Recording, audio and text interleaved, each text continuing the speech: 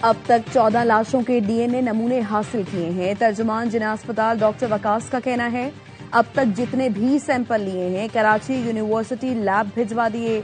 48 लवाहिकीन के डीएनए के लिए नमूने भी हासिल कर लिए। पुलिस सर्जन का कहना है लाशों की शनाख्त का अमल डीएनए क्रॉस मैचिंग के जरिए जारी किया जाएगा। एक लाश की शनाख्ती कार्ड के जरिए की गई। जैकेट को देख के रो रहे, क्या करो भाई, ज़हन खराब हो रहा है ज़हन। ये 3 बच्चे हमारे, हम लोग गरीब आदमी काम करते हैं, यहाँ पे मजदूरी करते हैं। मेरे बेटे का नाम मोहम्मद आरिफ था, 2nd फ्लोर पे था। तकरीबन 7-8 साल यहाँ से, लेकिन ये दुबई कोरकरी वाले के साथ 3 साल हो चुके हैं। उससे पहले एक और शॉप में तक 22 साल जो है ना उसकी उम्र थी। गुल प्लाजा के बाहर कई अफराद अजियत में मुब्तला, प्यारों की कोई खबर न आई, किसी को बेटे तो किसी को वालिद की तलाश। शॉपिंग के लिए आने वाली कई खवातीन और बच्चे अब भी लापता हैं। दर्जनों दुकानदारों का कोई सुराग न मिला। दुकानदारों ने बताया दरवाजे बंद होने से हालत ज्यादा बिगड़ी। इमारत में कोई इमरजेंसी एग्जिट नहीं था।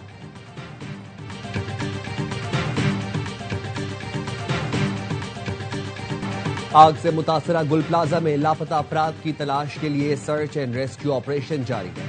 अब तक 26 लाशें निकाली गई हैं। मजमूई तौर पर 83 अफराद को लापता रिपोर्ट किया गया था। हुकाम के मुताबिक गुल प्लाजा का 40% हिस्सा गिर चुका, बाकी इमारत भी इंतहाई मखदूश है। रिम्पा प्लाजा के 2 पिलर भी टूट गए। इमारत का एक हिस्सा गिरने का खतरा है। Chief fire officer Mohammad Humayun का कहना है कुछ मकामात पर धुएं की वजह से मुश्किलात हैं। पहली, दूसरी और तीसरी मंजिल पर सर्च ऑपरेशन जारी है। मलबा बहुत ज्यादा है, 1 हफ्ता लग सकता है। गुल प्लाजा की छत पर मौजूद मोटरसाइकिलों, गाड़ियों और जनरेटर्स को उतार लिया गया।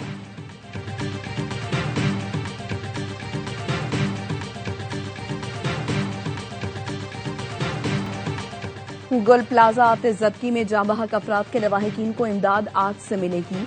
वज़ीर आला सिंध ने लवाहिकीन को फीकस 1 करोड़ इमदाद देने का ऐलान किया है। वज़ीर इत्तलात सिंध शर्जील मेमन का कहना है गुल प्लाजा में खिलौनों की दुकानें, इलेक्ट्रॉनिक का सामान था। बैटरीज की वजह से आग ज्यादा तेजी से फैली। जो कमेटी बनाई है वो एक एक चीज का जायजा ले रही है। मेयर कराची मुर्तजा वहाब की रात गई गुल प्लाजा आमद। मीडिया से गुफ्तगू में कहा तमाम लापता अफराद के मिलने तक रेस्क्यू ऑपरेशन मुकम्मल नहीं होगा। इस इमारत की मंजूरी 1998 में दी गई थी। इसमें कुछ बेज़ाब्तगी थी जिसको खत्म करने के लिए रेगुलराइज किया गया।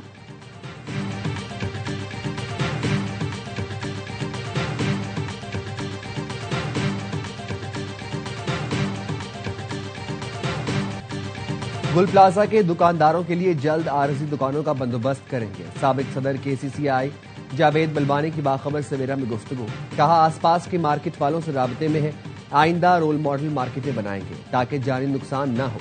वज़ीर आला सिंध से बात की है, जल्द लोगों के माली नुकसान का भी अजाला किया जाएगा। सदर ताजर एसोसिएशन गुल प्लाजा तनवीर कासिम पास्ता ने कहा गुल प्लाजा में बरवक्त रेस्क्यू ऑपरेशन होता तो आग पर काबू पाया जा सकता था। इतला देने के 50 से 55 मिनट बाद फायर ब्रिगेड की पहली गाड़ी आई, लेकिन 20 मिनट में उसका पानी खत्म हो गया। ARY न्यूज के शुक्रगुजार हैं। ARY न्यूज ने मामला उठाया तो इमदादी कार्रवाइयों में तेजी आई।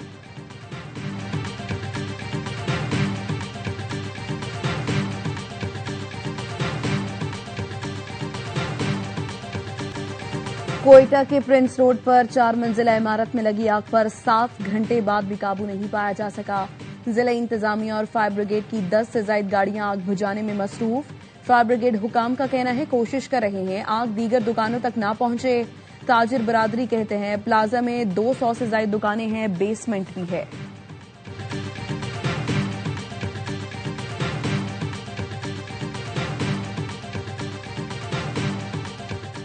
दहशतगर्दी बढ़ने की बड़ी वजह दहशतगर्दों को अफगानिस्तान से वापस लाना था। रियासत दहशतगर्दी के नासूर को जड़ से खत्म करने के लिए पुरज़म है।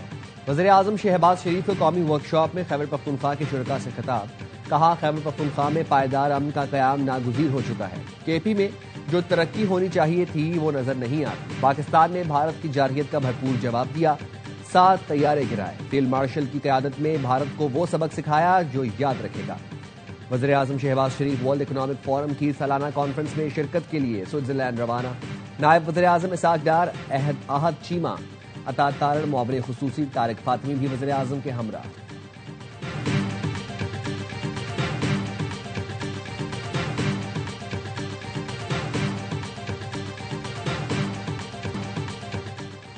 जर्मनी और फ्रांस का ट्रंप टैरिफ के खिलाफ मुश्तरका हिकमत अमली बनाने का फैसला। तर्जुमान जर्मन हुकूमत का कहना है ट्रंप की टैरिफ से मुताल्लिक धमकियां नाकाबिल कबूल हैं। फ्रांसीसी सदर ने कहा अगर ट्रंप टैरिफ बढ़ाते हैं तो यूरोपीय यूनियन अमेरिका के खिलाफ जवाबी कार्रवाई करे। तर्जुमान यूरोपीय कमीशन का कहना है अमेरिका की टैरिफ धमकी पर मुशावरत जारी है।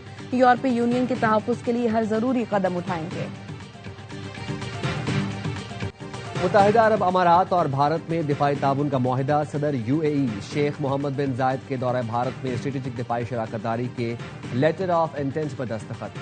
2032 तक दो तरफा तजारत $200 अरब तक पहुंच जाने पर इत्तफाक।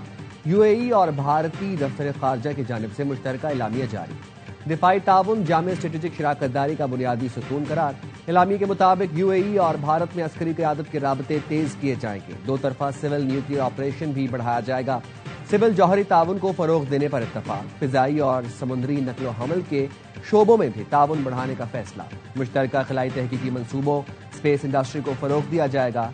दोनों मुल्कों की कंपनियों के दरमियान तेल और गैस के शोबे में मुफाहमती यादाश्त पर दस्तखत।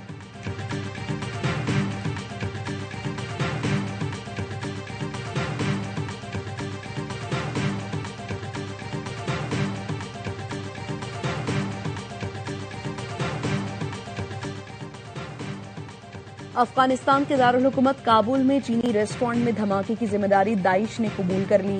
धमाके में चीनी बाशिंदे समेत 7 अफराद हलाक हुए, 20 जख्मी। धमाका चीनी रेस्टोरेंट के किचन के नजदीक हुआ। रेस्टोरेंट चीनी नयाब मुस्लिम शहरी अब्दुल माजिद और अफगान शहरी अब्दुल जब्बार मिलकर चलाते थे।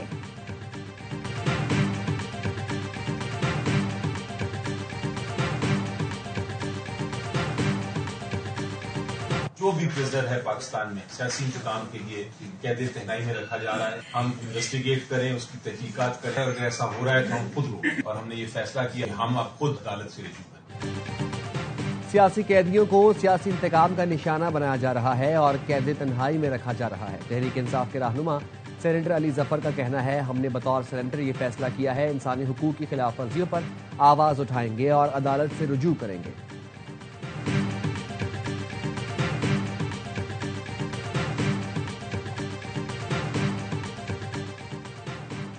मुख्तलिफ लोग मिसिंग पर्सनस पर सियासत करते हैं। हमने मिसिंग पर्सनस का प्रोपेगेंडा मुस्तकिल बुनियादों पर दफन कर दिया।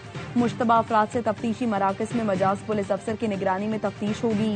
वज़ीर आला बलोचिस्तान की काबीना इजलास में गुफ्तगू। काबीना ने Balochistan centre of excellence on countering violent rules की मंजूरी दे दी। काबीना ने बलोचिस्तान प्रिवेंशन रूल्स की मंजूरी भी दी है।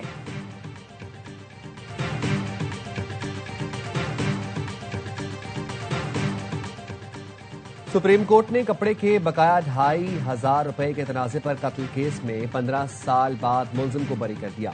कत्ल के एक और मुकदमे में भी 15 साल बाद 3 मुलजिमान को बरी किया गया। $2,500 के तनाजे पर कत्ल केस में अदालत ने कहा तफ्तीशी अफसर के मुताबिक फायर नईम अरशद ने नहीं बल्कि शहबाज अली ने किया था, लेकिन शहबाज अली को ट्रायल कोर्ट पहले ही बरी कर चुकी।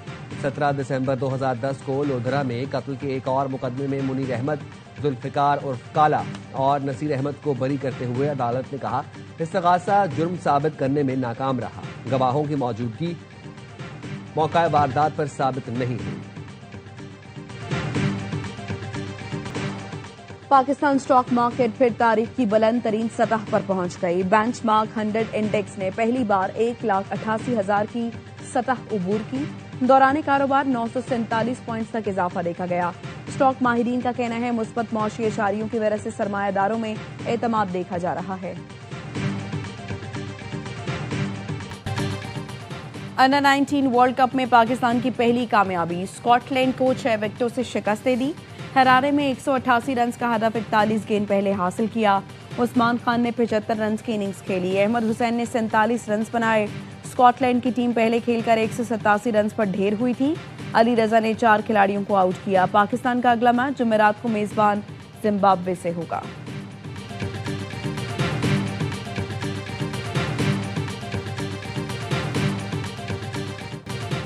और साफ वुमेन फुटसल चैंपियनशिप में पाक भारत टीमों का स्पोर्ट्समैन स्पिरिट का मुजाहरा। खिलाड़ियों ने एक दूसरे से हाई फाई किया। दोनों कप्तानों ने हाथ भी मिलाया। जहरा बुखारी ने भारतीय कप्तान को अजरक पहनाई। बैंकॉक में सनसनीखेज मुकाबला भारतीय टीम के नाम रहा।